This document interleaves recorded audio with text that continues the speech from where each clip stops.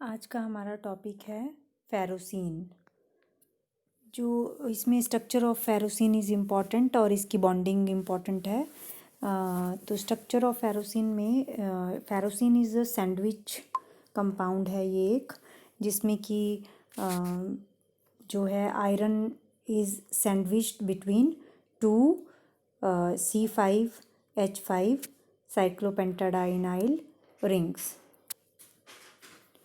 then the plane of the rings are parallel, मतलब इसका ये रिंग का प्लेन और इसका दूसरी रिंग का प्लेन जो होते हैं वो एक दूसरे के पैरेलल होते हैं। आगे हम इसकी स्ट्रक्चर देखेंगे, वहाँ पे भी आपको क्लियर हो जाएगा डायग्राम से।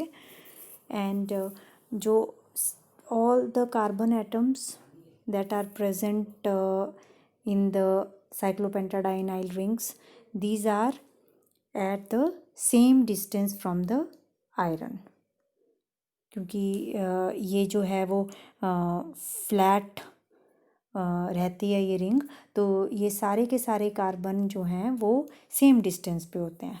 देखने में तो ऐसा लग रहा है ना कि ये वाला कार्बन इसके आयरन के नज़दीक है या ये वाले कार्बन उससे दूर हैं और ये कार्बन सबसे दूर है, लेकिन ऐसा नहीं है। ये सारे के सारे कार्बन जो हैं वो आयरन से सेम डिस्टेंस पे होते हैं। और जो फेरोसीन होती है, it has two types of arrangements of cyclopentadienyl rings. First arrangement is staggered, second is eclipsed. तो staggered और eclipsed arrangements आपने जो कॉन्फर्मेशंस पढ़ी थी आपने फर्स्ट ईयर में ऑर्गेनिक केमिस्ट्री में, वहाँ पे भी की हैं। और जो स्टैगर्ड होती है वो आपकी मतलब उसमें रिपल्शंस या स्टेरिक हिंड्रेंस कम होती है, और एक्लिप्स का मतलब एक के पीछे जब एक छुप जाती है, ठीक है। और एक्लिप्स में हिंड्रेंस जो होती है वो ज़्यादा होती है।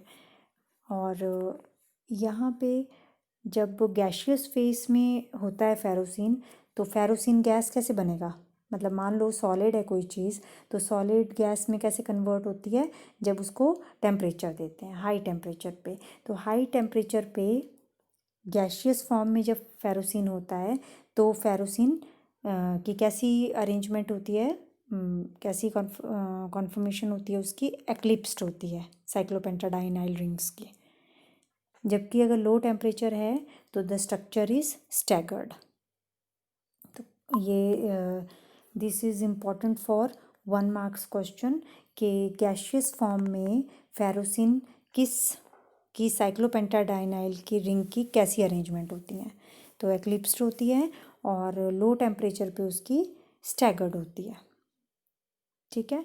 और सॉलिड फेस में भी वो स्टैगर्ड कॉन्फ़िगरेशन रहती है इसकी, ठीक है। सॉलिड फेस में भी स्टैगर्ड कॉन्फ़िगरेशन होती है साइक्लोपेंटाडाइनाइल रिंग की, क्योंकि स्टैगर्ड कॉन्फ़िगरेशन में वो क्योंकि सॉलिड में तो क्रिस्टल पैकिंग करनी पड़ती है ना, क्रिस्टल पैकिंग होती है किसी भी कॉम्प्लेक्स की, तो उसमें जो कार्बन है, हाइड्रोजन हाइड्रोजन रिपल्शंस जो हैं वो मिनिमम होती हैं स्टैगर्ड में, ठीक है।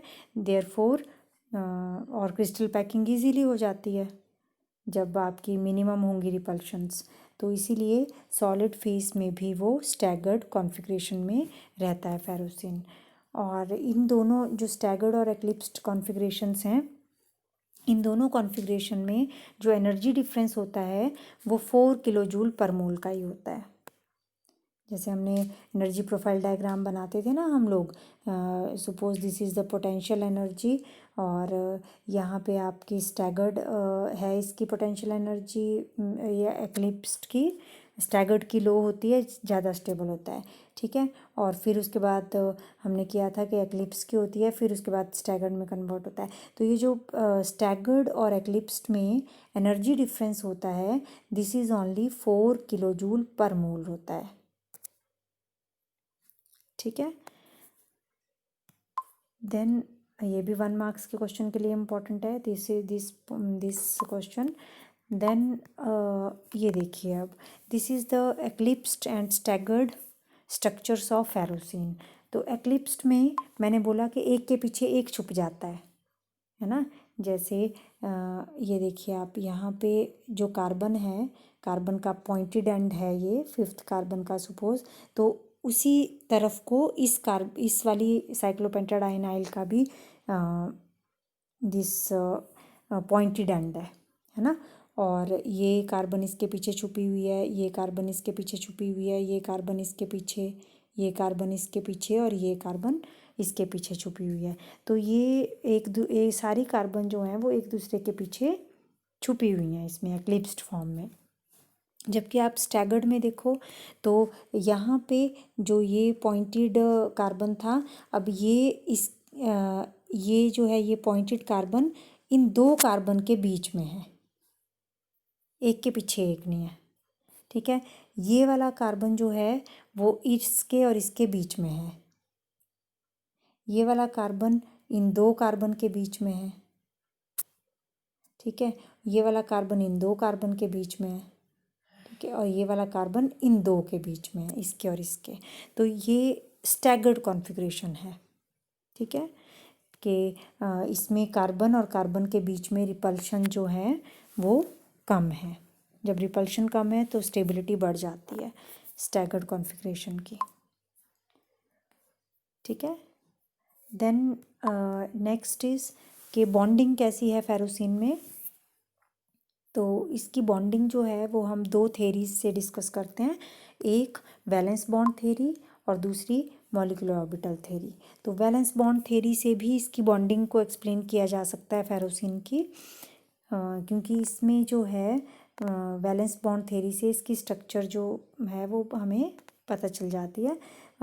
तो अगर आयरन जो है आयोनिक फॉर्म, अब इसमें भी फेरोसिन की दो फॉर्म्स रहती हैं, आयोनिक फॉर्म में भी रह सकता है, मतलब Fe2 पॉजिटिव ऑक्सीडेशन स्टेट में भी और Fe0 ऑक्सीडेशन स्टेट में भी। आगे एक स्लाइड में मैं डिस्कस करूँगी कि उसमें कैसे होता है ये। तो आयरन अगर 2 पॉजिटिव में है तो आयरन का जो आउटर इलेक्ट्रॉनिक कॉन्फ़िगरेशन 26 होता है ना इसका एटॉमिक नंबर, तो आउटर इलेक्ट्रॉनिक कॉन्फ़िगरेशन जो होती है वो क्या होती है इसकी 3d6 4s2 होती है आयरन की, Fe की, ठीक है। लेकिन आयरन 2 कैसा हो जाएगा फिर, ये दो जो इलेक्ट्रॉन थे इसमें 4s में वो रिमूव हो जाएंगे, तो सिर्फ क्या रह गया 3d6। और जब इसको ये C5H5 है, C2H5 नहीं है, ये C5H5 ट्वाइस है। तो जब इसको साइक्लोपेंटाडाइनाइल जो आयन है, साइक्लोपेंटाडाइइनाइल आयन, ये देखिए ये, और हर एक में H तो है ही है हर एक कार्बन के साथ, यहाँ पे भी H है, लेकिन यहाँ पे इसके ऊपर नेगेटिव चार्ज भी है, तो दो रिंग्स हैं, है ना। तो आयरन के ऊपर 2 पॉजिटिव चार्ज, और ये जो दो रिंग हैं C5H5 इनके ऊपर 2 हैं ये, तो इनके ऊपर नेगेटिव चार्ज पूरा क्या हो जाता है, ये न्यूट्रल हो जाता है ना, जब आयोनिक फॉर्म है ये इसकी। तो यहाँ पे हर एक जो है, हर एक जो रिंग है वो कितने इलेक्ट्रॉन, जैसे अगर नेगेटिव चार्ज है इसके ऊपर तो 2 इलेक्ट्रॉन डोनेट करेगी, मतलब टोटल कितने होंगे 2 3 4 5 6, एक रिंग 6 इलेक्ट्रॉन डोनेट करेगी, ठीक है, और दूसरी रिंग भी 6, तो टोटल इलेक्ट्रॉन कितने डोनेट होंगे यहाँ पे 12 इलेक्ट्रॉन्स, ठीक है। और ये वाले जो 6 इलेक्ट्रॉन थे वो पेयर हो जाएंगे और ये 2 d ऑर्बिटल वेकेंट हो गए, ठीक है। अब इसने क्योंकि 12 इलेक्ट्रॉन्स देने हैं ना इस दो रिंग्स ने, तो 12 इलेक्ट्रॉन के लिए कितने ऑर्बिटल ज़रूरी हैं 12 इलेक्ट्रॉन्स, अगर ये 2 रिंग्स डोनेट कर रही हैं तो खाली ऑर्बिटल कितने होने चाहिए 6 ऑर्बिटल खाली होने चाहिए, क्योंकि एक ऑर्बिटल में 2 इलेक्ट्रॉन जा सकते हैं।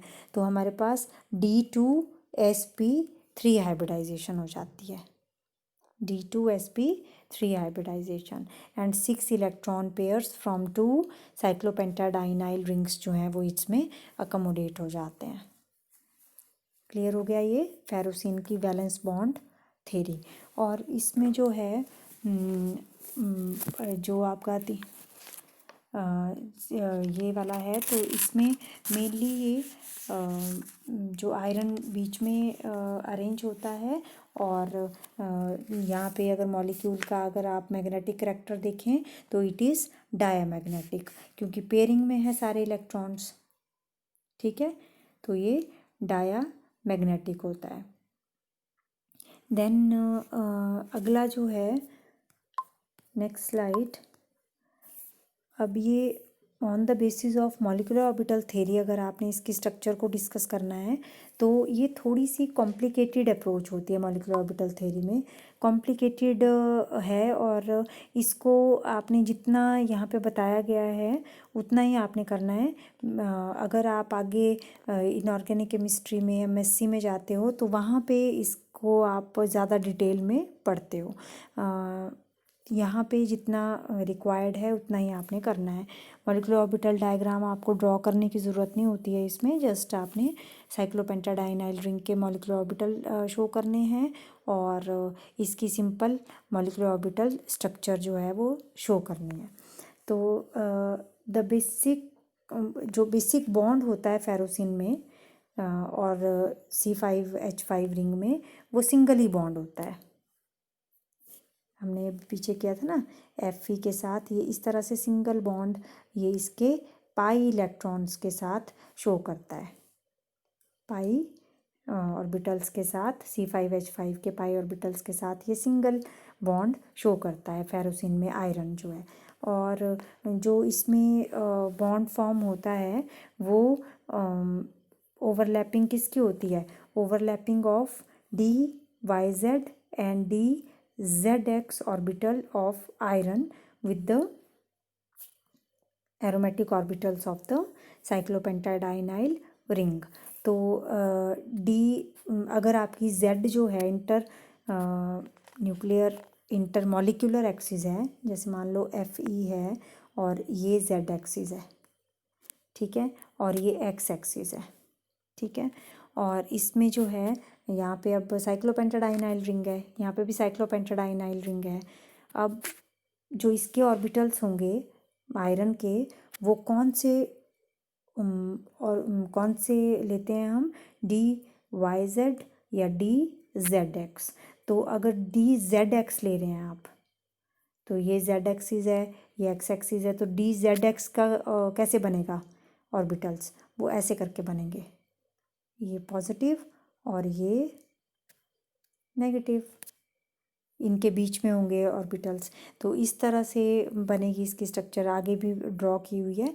तो इनके ऑर्बिटल्स के साथ ओवरलैपिंग होती है साइक्लोपेंटाडाइनाइल के ऑर्बिटल्स की, ठीक है। अभी आगे स्ट्रक्चर डिस्कस करेंगे तो वहाँ पे भी पता चला।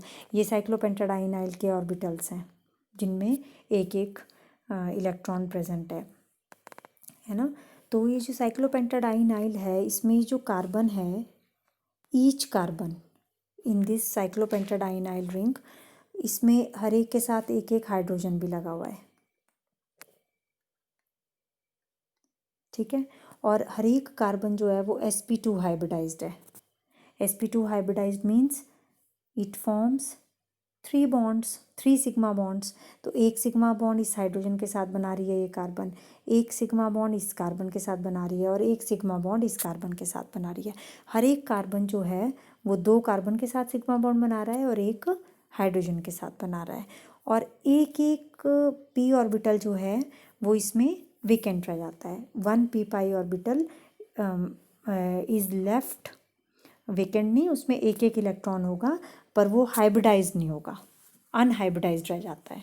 This is unhybridised p orbital of this carbon, this is unhybridised p orbital, this is unhybridised p orbital, और इस हर एक अनहाइब्रिडाइज्ड p ऑर्बिटल में एक एक इलेक्ट्रॉन है, ठीक है। और ये पाई इलेक्ट्रॉन क्लाउड बनाता है, ठीक है, 5 इलेक्ट्रॉन्स का, 5 इलेक्ट्रॉन डोनेट होते हैं, ठीक है। अब आप बोलोगे पीछे तो आपने बोला कि जो है 6 इलेक्ट्रॉन डोनेट होते हैं, तो 6 इलेक्ट्रॉन बच्चे तब होंगे जब आपके पास यहाँ पे एक किसी भी कार्बन में 2 इलेक्ट्रॉन हो, मतलब साइक्लोपेंटाडाइइनाइल के केस में 6 इलेक्ट्रॉन डोनेट होते हैं, लेकिन साइक्लोपेंटाडाइईन के केस में, है ना, अगर आपने साइक्लोपेंटाडाइईन करना है तो वहाँ पे 5 ही इलेक्ट्रॉन होंगे हर एक ऑर्बिटल में, 1 2 3 4 और एक 5। अब डाइइनाइल अगर आ जाता है तो डाइइनाइल में यहाँ पे तो डबल बॉन्ड बन गया, और यहाँ पे जो एक हाइड्रोजन था, हाइड्रोजन रिमूव हो गया, उसने अपना इलेक्ट्रॉन भी यहीं दे दिया।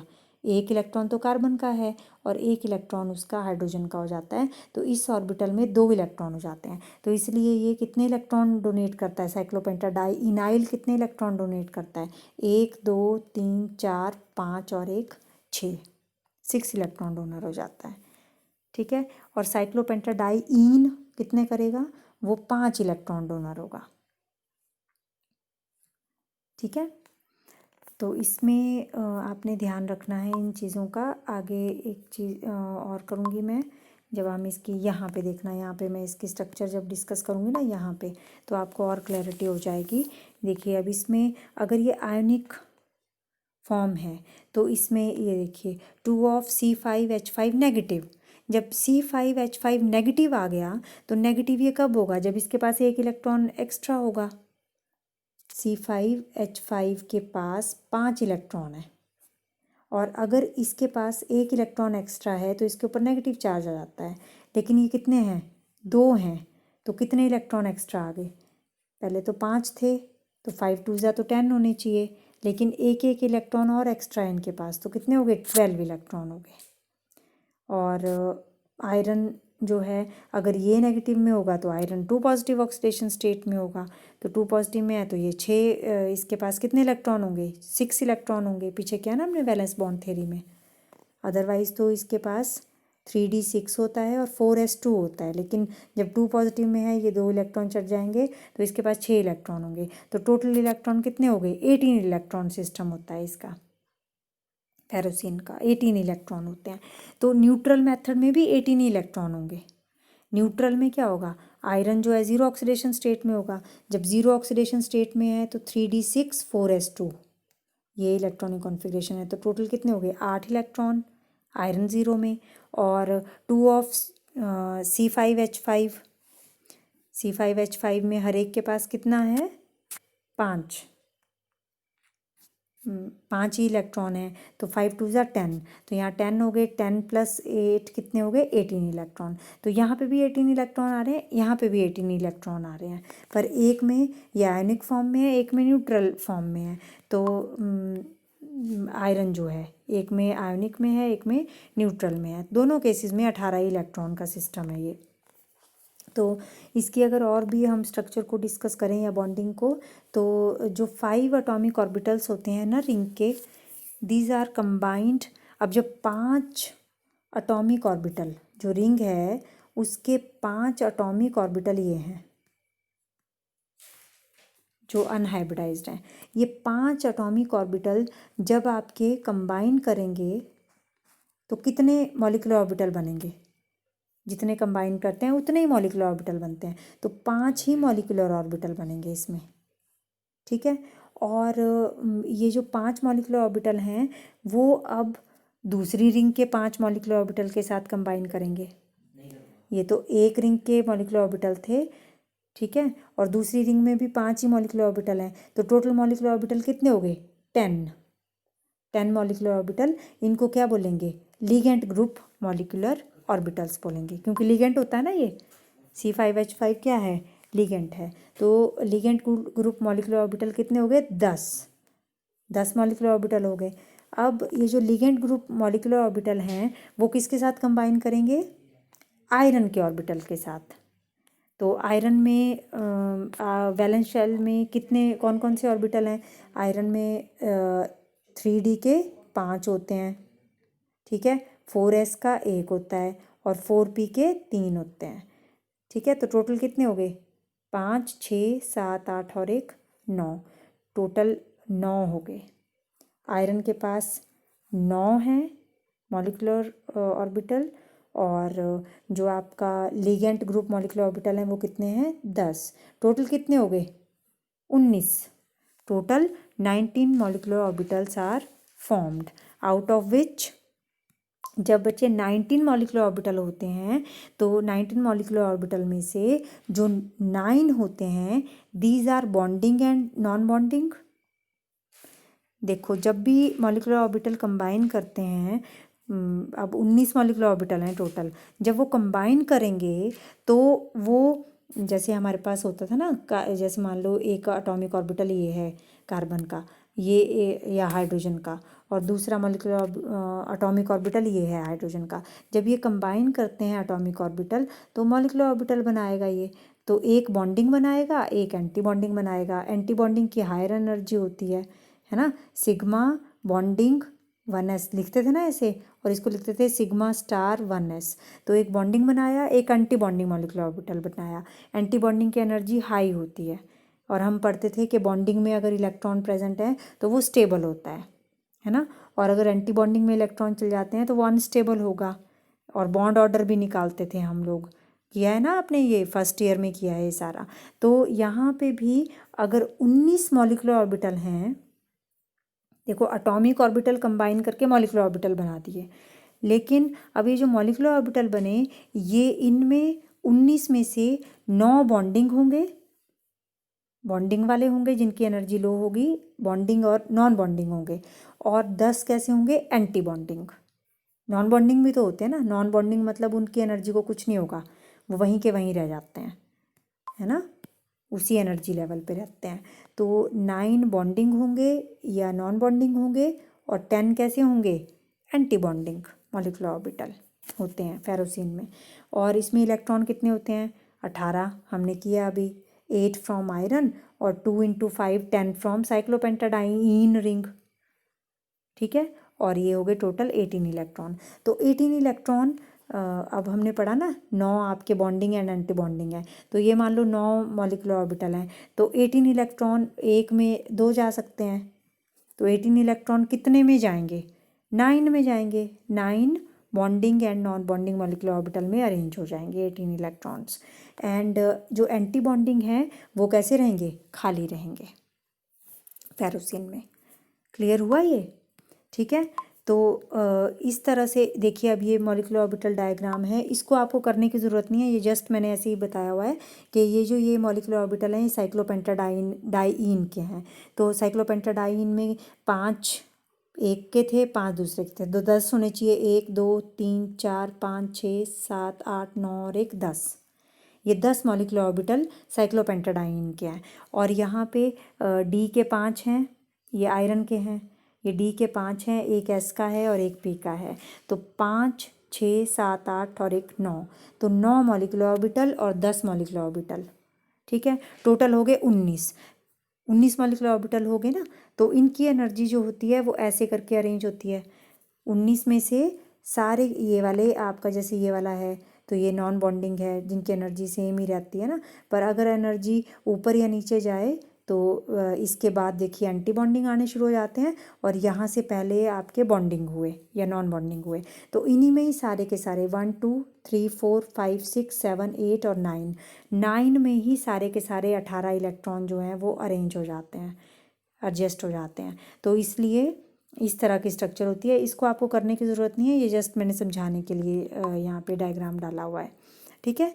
तो इस तरह की अरेंजमेंट होती है, molecular orbitals of ferrocene molecule हैं ये। देन ये करना है आपने अब इसमें कि इंट्रैक्शन कैसी होती है, the interaction between the ring orbital and the DXZ orbital of the iron.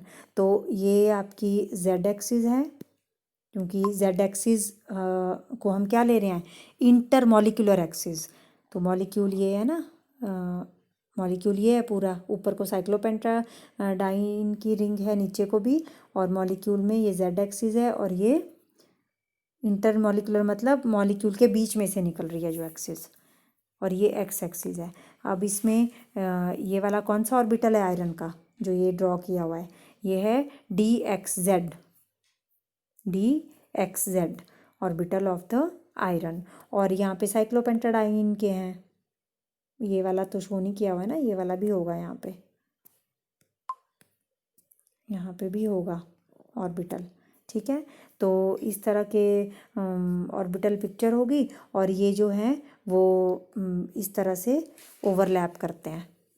D ZX या XZ जो हैं वो ओवरलैप करेंगे इसके साइक्लोपेंटाडाइनाइन डाइइनाइल या डाइइन के मॉलिक्यूलर ऑर्बिटल के साथ और इस तरह की स्ट्रक्चर बनाएंगे, सैंडविच लाइक स्ट्रक्चर।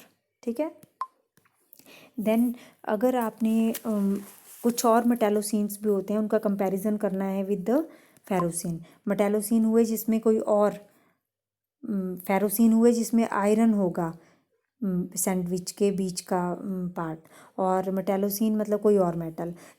तो फेरोसिन में हमने पढ़ा कि इसमें 18 इलेक्ट्रॉन्स होते हैं और सारे के सारे bonding and non bonding molecular orbital में फिल हो जाते हैं and all the non bonding molecular orbital इसमें वेकेंट रहते हैं। Therefore ferrocene is stable complex, क्योंकि सारे बॉन्डिंग और नॉन बॉन्डिंग में चले गए। लेकिन अगर मेटालोसिन में एक भी इलेक्ट्रॉन ज़्यादा हो गया, क्योंकि अब 9 थे ना बॉन्डिंग और एंटी बॉन्डिंग, 9 थे बॉन्डिंग एंड नॉन बॉन्डिंग, 9 के बाद जो 10 आए फिर बाद में वो एंटी बॉन्डिंग आने शुरू हो गए। तो एंटी बॉन्डिंग में अगर 19 इलेक्ट्रॉन हो जाते हैं, अगर 19 इलेक्ट्रॉन हो जाता है, जैसे कोबाल्टोसिन में आयरन के बाद कोबाल्ट आएगा ना आपका, आयरन 26 होता है, देन 27 कोबाल्ट होता है, तो उसमें 19 इलेक्ट्रॉन आ जाएंगे। तो 9 जो हैं वो बॉन्डिंग एंड नॉन बॉन्डिंग, मतलब 18 इलेक्ट्रॉन तो 9 में चले गए, है ना। लेकिन एक इलेक्ट्रॉन किस में चला जाएगा, एंटी बॉन्डिंग मॉलिक्यूलर ऑर्बिटल में चला जाएगा। तो this electron will be easily oxidisable and therefore it will be unstable. तो कोबाल्टोसिन अनस्टेबल हो जाएगी फिर। ठीक है। और निक्लोसिन में, निक्कल फिर अगला है, 28 होते हैं उसमें। तो 28 का मतलब इसमें अगर 18 हैं इलेक्ट्रॉन, इसमें 19 इलेक्ट्रॉन हैं और इसमें 20 इलेक्ट्रॉन हैं निक्लोसिन में। ठीक है। तो 20 इलेक्ट्रॉन अगर हैं तो इसमें फिर 2 जाएंगे एंटी बॉन्डिंग में। ठीक है। 18 तो चलेंगे ना आपके बॉन्डिंग और नॉन बॉन्डिंग में, फिर उसके बाद आपके एंटी बॉन्डिंग में जाना शुरू हो जाएंगे जो इलेक्ट्रॉन्स हैं एंटी बॉन्डिंग मॉलिक्यूलर ऑर्बिटल्स में। तो जब एंटी बॉन्डिंग में 2 चले गए देन तो वो इजीली ऑक्सीडाइजेबल होंगे एंटी बॉन्डिंग में जो चले जाते हैं, क्योंकि हायर एनर्जी के होते हैं आपके एंटी बॉन्डिंग। ऑक्सीडाइजेबल मतलब रिमूव हो जाते हैं वो इजीली, है ना। तो वो इलेक्ट्रॉन इजीली रिमूव हो जाएंगे, हायर एनर्जी में चले गए वो, तो इसकी स्टेबिलिटी जो है वो फिर कम हो जाती है। तो जितने आपके इलेक्ट्रॉन जब तक एंटी बॉन्डिंग में जाते रहेंगे तो स्टेबिलिटी कम ही होती रहेगी। ठीक है। तो ये डिफरेंस था फेरोसिन और बाकी के मेटालोसिन में, कि फेरोसिन स्टेबल होता है और बाकी के मेटालोसिन्स जो हैं जिनमें ज़्यादा इलेक्ट्रॉन्स होते हैं वो अनस्टेबल होते हैं, बिकॉज द इलेक्ट्रॉन्स जो इलेक्ट्रॉन हैं 1 और 2 जो हैं they will be present in the anti bonding molecular orbital. तो this is all about today and thank you so much.